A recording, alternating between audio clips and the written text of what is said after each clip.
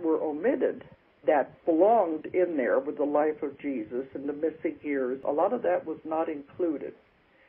After the writing of the Bible, when they're the ones that decided this is what we will say Jesus said, etc., etc., many people think the Bible was written by the hands of God. It was not. It was written by the hands of men at the Fifth Council in the 5th century, when they had these meetings to decide all of this.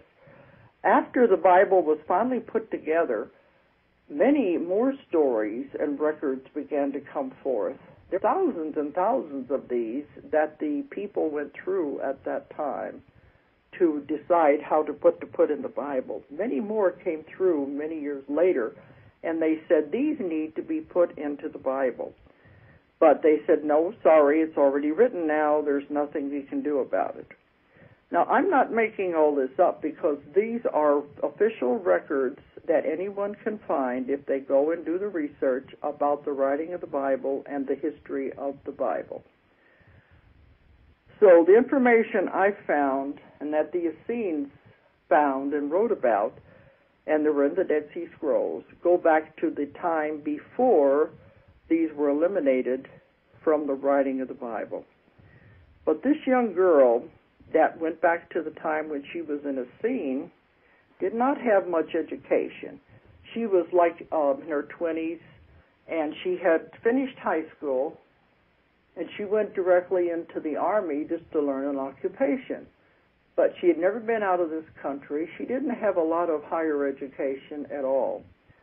So the information that came through her was astounding, because I don't think even an anthropologist would be able to come up with the type of things that she talked about and that I've included in the various books that I've written about her. When I had done all of my sessions and decided to write the book, Jesus of the Essene and the Essenes, I went to rabbis to ask questions, because there was a great deal of cultural information. There was a lot of theological information, especially dealing with the Torah, which was the first 5 books of the Bible, and I wanted to get information on this. Of course, I couldn't tell the rabbis why I wanted the information, but I began asking them questions. And the one looked at me and he said, "Where are you getting this information?" He said, "We haven't even spoken of these things in 2,000 years. So she had access to information that no one at this time knows. So that dispels the theory that they are taking it, making it up out of whole cloth, or they are taking it from my mind or her own mind, because this was lost information. And she even spoke in Aramaic when she was under, too, and was able to read Aramaic. So it dispels the theory that these are coming from somewhere else. This was lost information that has not been known in 2,000 years. But in the life that she went into, she was an Essene teacher, and she was a male teacher of the Torah, and this is the book of the law. I became very educated during this work because I had no knowledge of Jewish, the book of the Torah or the law, any of that. I didn't have any knowledge of any of that. So a lot of the questions I asked when I was doing the book may seem naive to some people, but I didn't have any background. I did say, whenever you're doing this kind of work, you never do the research while you're working on the project. After you get all of the information, then you do the research, because you can't be influenced by it that way. That's why I waited till I had it all ready, and the book was already pretty much written before I went to do the research to flesh it out. But she was an Essene teacher, a master of the Torah, which is the first 5 books of the Bible dealing with Jewish law. And the amazing thing was, she was at Qumran as a teacher during the time that Jesus and John the Baptist were students there. So she was a teacher of the law to Jesus and John the Baptist. And this mystery school, as I said, many people came, but they were only certain people that were allowed to come because they were being taught secret information. And they had different masters that taught different subjects. There were masters of mathematics, of astrology, of astronomy, of every type of field you could imagine, and she was the master of the Torah. So when Jesus and John the Baptist were students there, they had to learn everything that was being taught. And this all began when they were children. And they said it was amazing that Jesus had the ability to absorb information so quickly that he learned it very fast. And so he was able to learn everything that was taught there.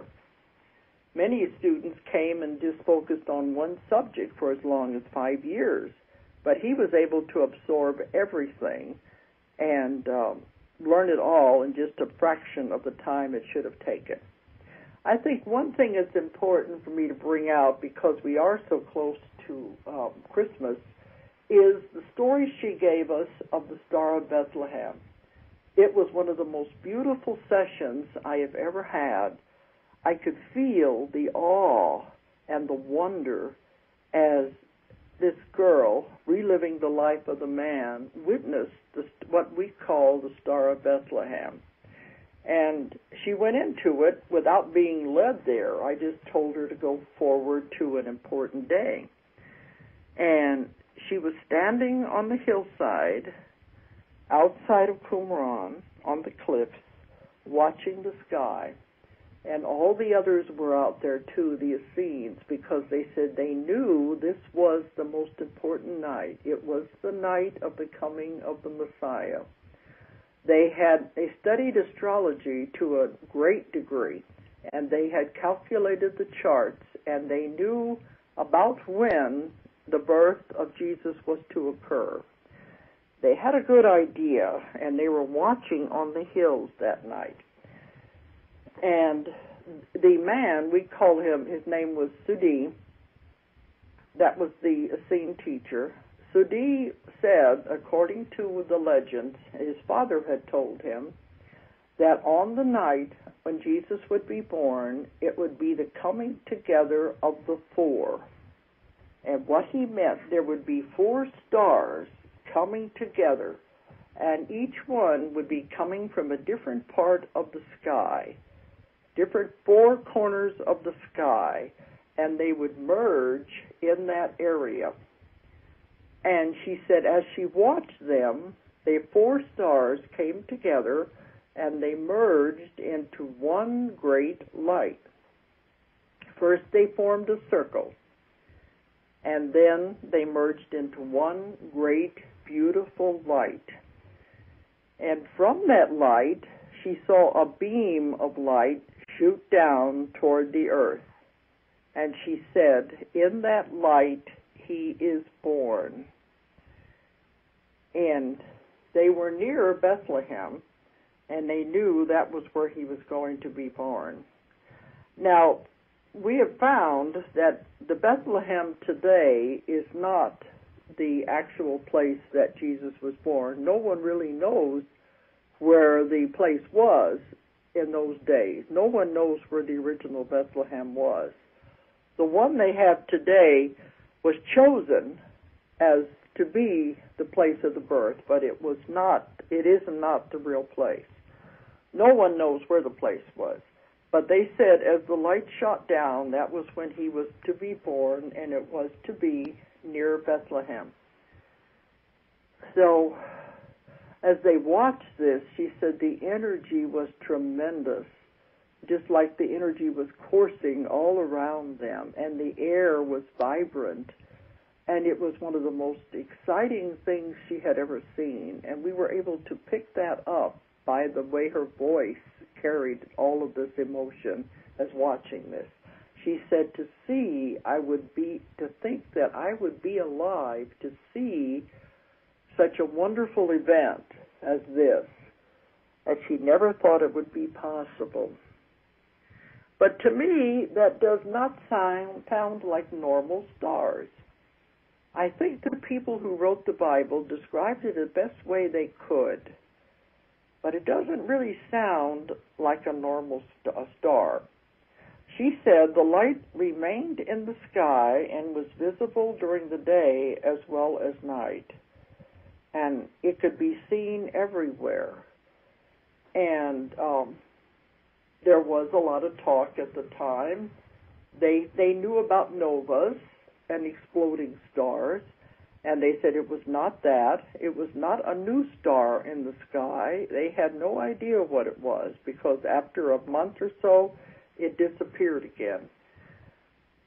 When I did the research, I found that some people think maybe it was a conjunction of stars, and I found there were 2 conjunctions in that part of the world during the time period that we think Jesus was born.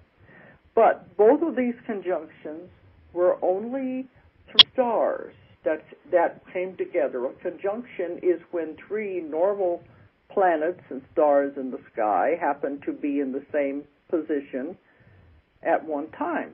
If people who do the astrology charts will know this. And it's called a conjunction. But then the stars move again in another day or so. But this could have been, what some of them say, was a conjunction. But the only conjunctions on record are 3, not 4.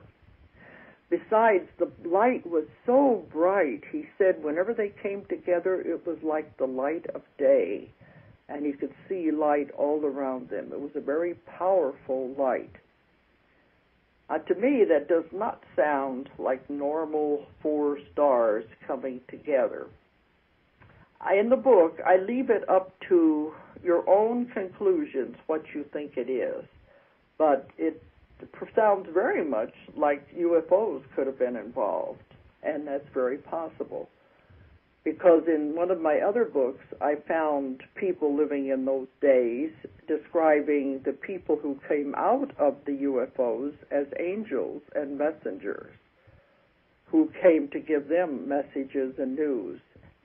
In my book, Legacy from the Stars, I had one case where the people were outside in a desert community, and they saw a UFO skimming. He didn't call it that, but they saw this disc skimming across the desert floor, and it landed right where they were standing, and they said it came quite often. And when the beings would come out of the ship, they would be glowing white beings, and they came out on smaller discs, standing on smaller discs, so their feet would not touch the surface of the earth. They said they could not touch the surface of the earth. They skimmed across to them.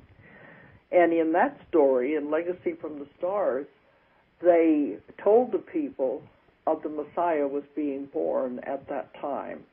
And it was quite a ways from where they were.